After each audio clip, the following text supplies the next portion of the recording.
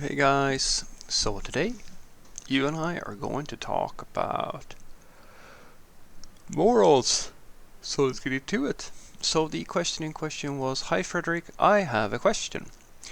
So I'm a newly graduated developer and I started a job at a startup. The company is made up of only a couple of people and the technology I'm working on is a low code one.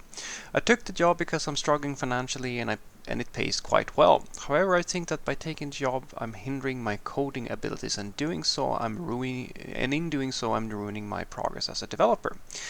Is it morally acceptable to stay a couple of months until I get on my feet and then look for a real programming job or should I stay at the startup because I've been given a chance as a rookie despite it not being exactly what I want career-wise?" Well, yeah, if you the moral thing is sort of, I'll do the cross sign and say I bless your desire to do something that you really want to do, and there you go. Now it's okay for you. I've said so, so it has to be true. It's okay for you now to pursue the thing that you actually want. It's I always come back to this thing where the sensation of loyalty that some people show to, which I think is, it's at its heart and soul of it. The heart and soul of it is absolutely something that I feel myself, and it's something that is, of course, very noble of you. But I think that you should change a little bit, at least the way that you think about it, because the idea when you take a job is that there is a mutual benefit. You get paid a salary because you are producing some type of value. Certainly, there are situations where people make an investment in you, and if there are expectations and so forth, it's no different from, if you have a partner, like if you go into a relationship with somebody or so forth, that there are certain expectations and so forth, and you go into those willingly. But when you take a job, it's usually the case that it's a transaction type of deal, right? And so, to put it into other terms, if the company takes a downturn, let's say that things are not going so well for the company, well, then they're going to have to fire you to save the company. It's sad, but it sucks, but it is the reality. Or let's say that you don't produce so well, like they have a problem with your performance, then you're also going to get fired. If you quit, as any business, they will simply hire somebody else because you are producing a value. It's not like you don't have any. Well, of course, you always have a certain emotional investment into every company, so it's not something that most people do all that. It's not something. It's not as clean cut as, it's just business. That old saying, for most people. But at the end of it, it is what will happen, and that is no more immoral. And it's I mean, if a company goes bankrupt, will the workers blame, I don't know, feel like that is it a question of morals if the company has to lay off a bunch of people to basically stay afloat? No, it sucks, and you can blame people for the economy, and you can be upset about, people being incompetent and so forth. But it's not a moral question, because it's not a moral question. Just that for you, if you found that this is a place of work where, okay, this may not be exactly what you wanted to do, then it's no more immoral for you to say, no, actually, I want to do something different.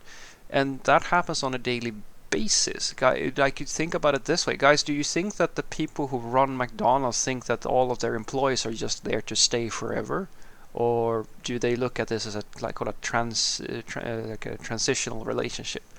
Well, some people, as a business owner, I've seen that happen a few times where business owners go, "Well, I can't keep anybody around," and I go, "No, because you pay them peanuts and all they do every day is serve coffee. Maybe, if you're 19, you might want to do something different with your life going at some point." Not everybody, but there are certainly those who feel that way.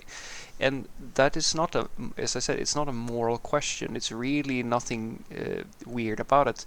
Like, to take other extreme examples, I mean, if you marry someone, and it turns out later on that actually you weren't, like, let's say that you're gay, should you stay in the relationship just and quote unquote be miserable potentially, just so that you don't have to, you know, go through the ordeal of being honest with the other person or with your family or so forth?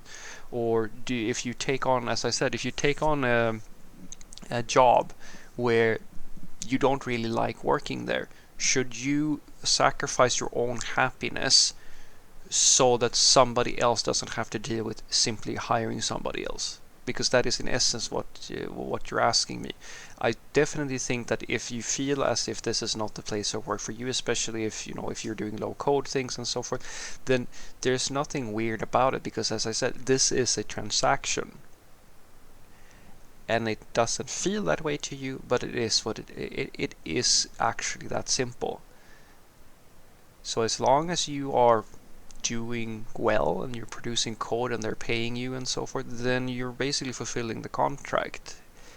And no sane manager that I know would go, oh, you have betrayed us or something like that. That's not like that's as if it would be a very weird mindset for someone who runs a business to have. It would have been a whole different story maybe if you were a partner, if you founded the company, or like you went in and took, like as I said, if it was, it's not, it's much messier if you talk about relationships and, as I was saying, being married and things like that, because that's a much more intimate relationship. But the relationship that you have with your place of work is usually not as extreme as I think that you're building it up in your head.